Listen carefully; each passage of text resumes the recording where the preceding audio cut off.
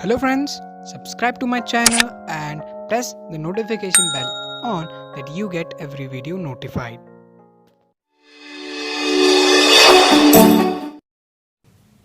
When France sneezes, entire Europe gets cold. Okay? When France sneezes, entire Europe gets cold. I mean to say, in simple words, that when France does something, entire Europe gets affected by that.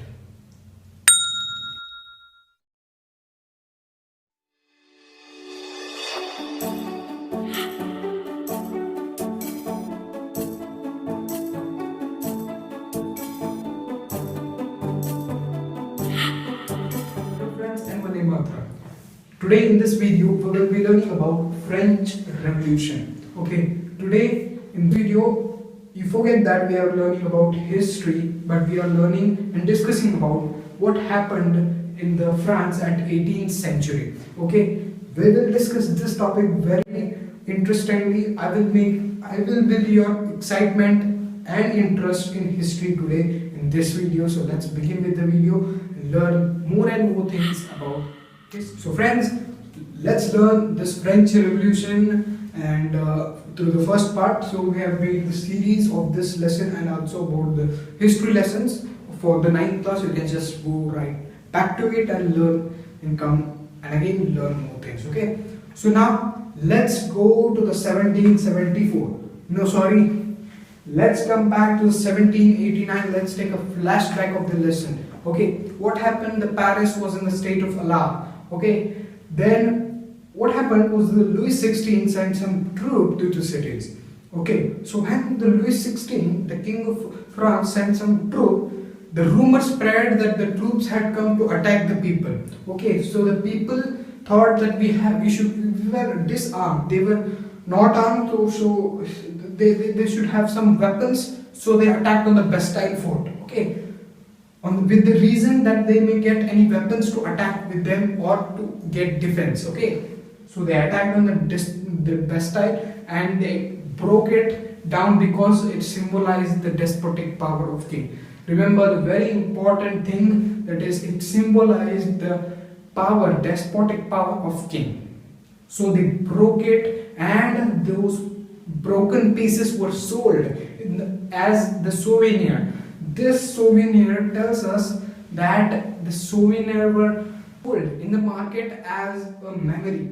Okay, as a memory.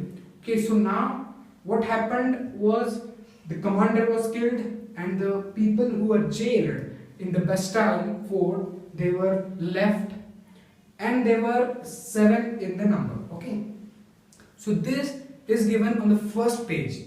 Okay, so historians will look back, they search for the reason, and the reason comes in the 1774. I will explain you completely following and its footsteps. Okay, so there was a king named Louis XVI. He climbed the throne of France in 1774 and he was about 20 years. He married an Austrian princess named Marie Antoinette, and when he saw the treasure of the France, it was empty. Okay, and there were several reasons for this. What were the reasons? Let's learn. The first reason was it helped the 13 American colonies to gain independence from the common enemy called Britain. Okay, by this sentence we infer that the common enemy was Britain. Okay, now they gave an economic push, a financial push for them to gain independence or get independence from British. Okay, now let's learn another reason. Another reason comes up is it was wasted. More money was wasted on the extravagant court, maintaining an extravagant court, that is Versailles. Okay, so more money was spent on maintenance of that. Okay, so money again was cut from this, and then the reason comes up, the tax was only levied on the people of third estate, not on the first and second. So this was also the reason which became for the French Revolution. Through this, the rise of middle class took place and many things happened, and the outcome or the outbreak was about French Revolution. Okay, now the other reason comes up is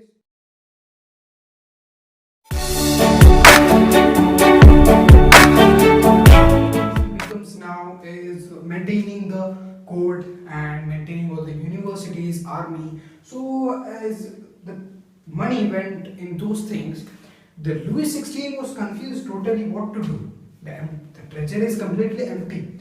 Now what Louis XVI will do to make it or fill it again? Okay, are you understanding what I'm trying to tell you? Okay. Now, Louis XVI thought of increasing taxes. Okay, when he increased taxes, he will get the money. And the France was also having a loan. So, what the tax was coming, it was just utilizing to pay the interest of the loan. Okay, because the tax was only levied on the third estate people. Now, when we talk about the feudal system in France, the France at the 18th century was divided into three estates. The first estate was consisted of the clergy people. Clergy people had authorities in the church, and then second estate was to the noble people who they thought that from birth they enjoyed the feudal privileges from the birth, they were rich. Okay, now the third estate people were then integrated into three parts. That is, the first part consisted of the people that were big businessmen, merchants, and money lenders, etc. And the second part of the third estate people consisted of peasants and about to small landless laborers and some laborers, peasants, farmers. And the third part of the third estate people were the small peasants and landless laborers and artisans and etc. etc. Now, you can just throw a flash on this table that it is from rich, that is poor to rich, and rich to poor. Now, the tax was levied only on these people, okay, the third estate peoples, not on the clergies or nobles. So, these clergies enjoyed, that is, nobles and clergies enjoyed all the privileges from birth, by their birth, and just these people were paying the taxes and were involved in the financial activities of the state. But now these third estate people also have to give the tax to the clergy people or to the church, they were known as tithes. Remember, tithes were given by the third estate people to the clergies. And what about the tax that was given from the third estate people to the state directly? Okay, that was called tithes. Tithes was given from third estate people to the state, and the tithes was given by also the third estate people to the clergies. Now, try to understand, friends, that all the burden of this financial burden, and also this taxes were only levied on the third estate people, and these people were just enjoying the privilege. Try to understand, the taxes was being taken more from the poor people and less, that not even taxes were taken by the rich people. Now in this democracy, more tax is being taken from rich people and less for the poor people. But at that time in the 18th century, more tax was taken by the poor people and not even tax was taken for rich people. So this also led and became a factor for the French Revolution. Okay, so please try to understand whatever the factors were rising up that led to outbreak of the revolution. Now we will be learning both the subsistence crisis and also about the old regime. Okay, now let's study about the struggle to survive, which is given in the NCERT textbooks. About to struggle to survive, what happened? Take a notepad and write it down. The first reason, or the first point, that is the population of France rose from 23 million from 1715 to 1789. That is 23 million population increased. Okay.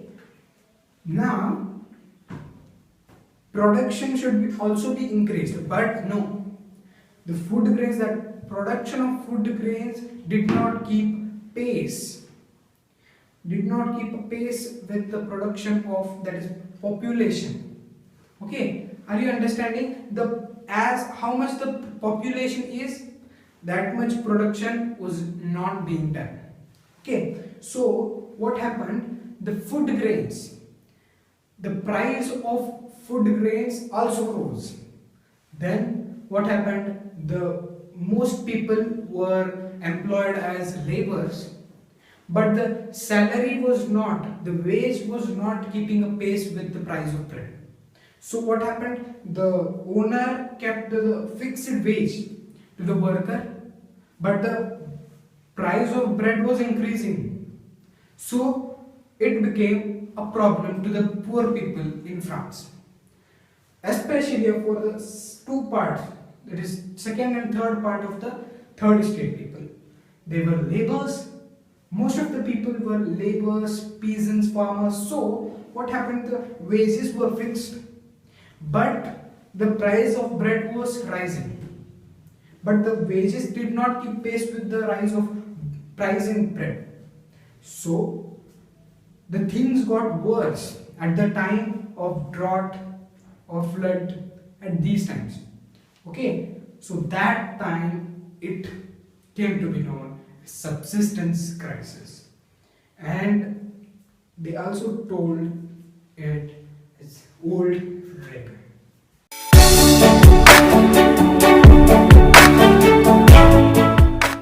The second lecture starts like this, that is the growth of the middle class envisages to an end of privilege. Try to understand the heading, that is end to privilege.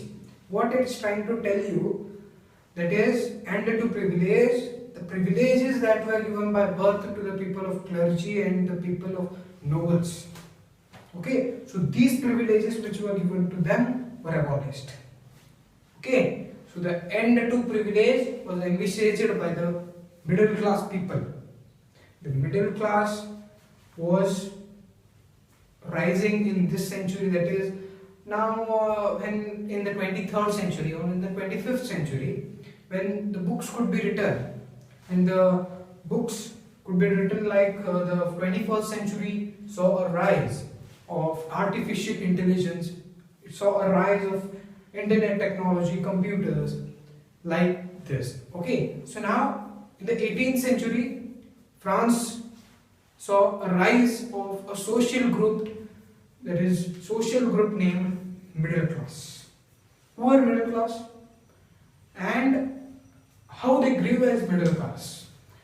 Everything could be discussed in the video. Now think that, and let's come back to the feudal system of France. In the 18th century, what happened? The France was divided into three states. The first estate was and were clergies, the second estates were nobles, and the third estate was then integrated into three parts. The first part were consisted about the big businessmen, merchants, landlords, and etc. And the second part was about to artisans, peasants, farmers, and etc. Then the third part of the third estate were the small peasants, landless laborers, and the poorest people here. So what happened? The first part of the third estate people mainly grew with the overseas trades. So they started earning more money with the trade. And now what happened was the population grew in the subsistence crisis we had studied about, the old regime also.